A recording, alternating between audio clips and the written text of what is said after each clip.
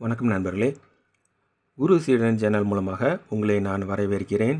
நான் பிரேம் தர்மா, ஓஷோவின் சீடன். குரு என்பவர் எவ்வாறு சீடனை ஞானத்தை நோக்கி வழிநடத்தி செல்கிறார் என்பதை இந்த குரு சீடன் சேனல் மூலமாக நீங்கள் உணர முடியும். ஒவ்வொரு வீடியோலையும் ஓஷோ குறிப்பிடக்கூடிய செய்தி மையமாக இருக்கும். அதனால் முழுமையாக பார்த்து பயன்பெறுங்கள். இன்றைக்கி நம்ம பார்க்கக்கூடிய வீடியோ ஓஷோவின் சொற்பொழிவில் இடம்பெற்ற அழகான செய்தியை தான் நம்ம வீடியோவை நம்ம பார்க்குறோம். இந்த சொற்பொழிவில் பொகுஜோ என்ற ஞானியினுடைய வாழ்வில் நிகழ்ந்த உண்மை சம்பவத்தை ஓஷோ அவருடைய சீடர்களுக்கு கூறுகிறார். ஒரு குருவினுடைய அருள் கருணை எவ்வாறு உயர்ந்ததாக இருக்கிறது என்று குறிப்பிடுகிறார். மேலும் ஒரு சீடனுடைய வளர்ச்சிக்காக ஒரு குருவினுடைய அணுகுமுறை எவ்வாறு இருக்கிறது என்று அவருடைய சீடர்களுக்கு விளக்குகிறார். மேலும் ஒரு சீடனுக்கு தரக்கூடிய தீட்சை, குருவினால் வழங்கக்கூடிய அந்த தீட்சை என்பது எவ்வாறு மறைமுகமாக சுட்டிக்காட்டப்படுகிறது, எவ்வாறு இருக்கிறது என்று ஓஷோ அவருடைய சீடர்களுக்கு சுட்டி காட்டுகிறார். இந்த செய்தியை தான் இந்த வீடியோவில் நீங்கள் பார்க்க போகிறீங்க. முதல்ல இந்த சேனலுடைய தொடர்பு சேனலில் சொல்லிவிட்டு ஓஷோனுடைய சொற்பொழிவை நம்ம கேட்போம். ஓஷோ மெசேஜஸ் தமிழ், தியானம், பக்தி, குரு சீடன் இந்த சேனலில் இருக்குது. உங்களுக்கு பிடித்தமான சேனல்லாம் ஃபாலோ பண்ணுங்கள். இதற்குண்டான லிங்க் கீழே இருக்குது, செக் பண்ணி பாருங்கள். இப்பொழுது ஓஷோனுடைய சொற்பொழிவை நம்ம கேட்போம். பொகுஜு என்பவர் ஒரு சிறந்த உண்மையான ஆன்மீக துறவி. அவரின் சீடனாக வேண்டும் என்று விரும்பிய துறவு மனப்பான்மை கொண்ட ஒரு இளைஞன் அவரை அணுகினான். அந்த இளைஞனின் முகத்தை முதன்முறையாக நேருக்கு நேர் பார்த்த பொகுஜு மனதில் ஆனந்தம் கொண்டார். ஆனால் அந்த இளைஞனை தனது சீடனாக ஏற்றுக்கொள்ள மறுத்துவிட்டார். இளைஞனும் விடவில்லை, அவரை தனது குருவாக தன் மனதில் பதித்து கொண்டான். குரு தனது குடிசையிலிருந்து அவனை விரட்டி அடித்த போதிலும் அவரை தினந்தோறும் நாடி சென்றான். அவர் பலவிதமாக அந்த இளைஞனை விரட்டி அடித்தார். இருப்பினும் அவன் அவரை விடுவதாக இல்லை. பொறுமை இழந்த குருநாதர் ஒரு முறை தனது உடல் பலத்தை எல்லாம் ஒன்றாக திரட்டி அந்த இளைஞனை தனது குடிசையின் ஜன்னலில் இருந்து தூக்கி எறிந்தார். அதன் பிறகு அந்த இளைஞன் அவரை நாடி வரவில்லை. சில வருடங்கள் கழித்து பொகுஜு பல வருடங்கள் தங்கியிருந்த அந்த ஊரை விட்டு சென்று விட்டார். ஆண்டுகள் பல கடந்தன. அந்த ஊரில் மக்களால் மனப்பூர்வமாக மதிக்கப்படுகின்ற பெருமைமிக்க ஒரு ஞானி தனது பார்வையாலே அவரை நாடி வரும் மக்களின் வேதனைகளையும் உடல் நோய்களையும் மிக விரைவில் தீர்த்து வைக்கும் இறையொருள் பெற்றவர் அவர்.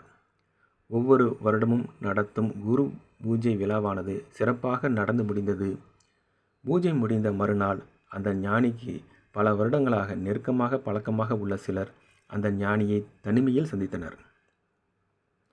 வருடா வருடம் யாருக்கு இவ்வளவு சிறப்பாக குரு பூஜை நடத்துகிறீர்கள்? எங்களுக்கு தெரிந்த வரையில் உங்களுக்கு தான் குருநாதர் என்று யாரும் இல்லையே.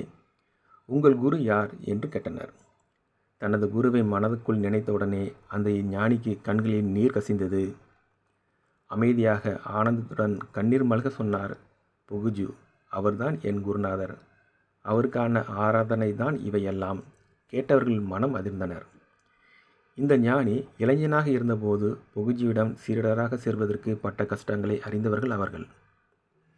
அந்த கால நிகழ்வுகளை அந்த ஞானிக்கு மீண்டும் நினைவுபடுத்தியவர்கள். அவர்தான் உங்களை தனது சீடராக ஏற்றுக்கொள்ளவே இல்லையே, தீட்சையும் தரவில்லையே. அப்பொழுது அவர் உங்களை எப்படியெல்லாம் விரட்டி அடித்தார்? அவர் எப்படி உங்கள் குருநாதர் ஆவார் என்றனர்.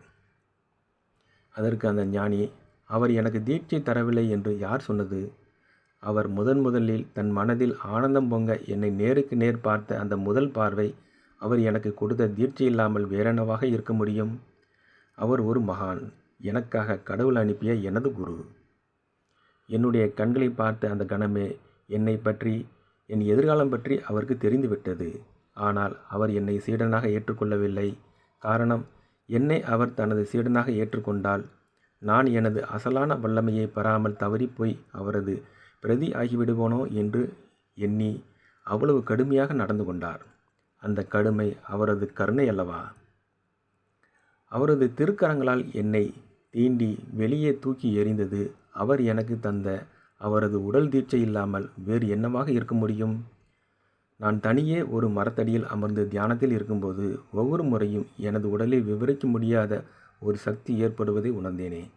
அது அவரது ஆசீர்வாதமாக இல்லாமல் வேறென்ன? நான் உலகை துறந்தவன். ஆனால் ஒன்றை நினைவில் கொள்ளுங்கள், நேசமில்லாத மனதில் ஞானம் இல்லை. அதனால் நான் பிறந்த இந்த மண்ணை நேசிப்பவன்.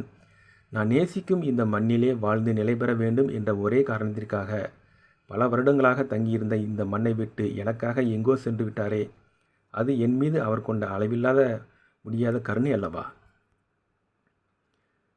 நண்பர்களே, இந்த செய்தியிலிருந்து நீங்கள் உணர்ந்து கொள்ள வேண்டியது, ஒரு குருவினுடைய கருணை, அன்பு எவ்வளவு உயர்ந்ததாக இருக்கிறது அப்படின்றத நீங்கள் கவனிங்க.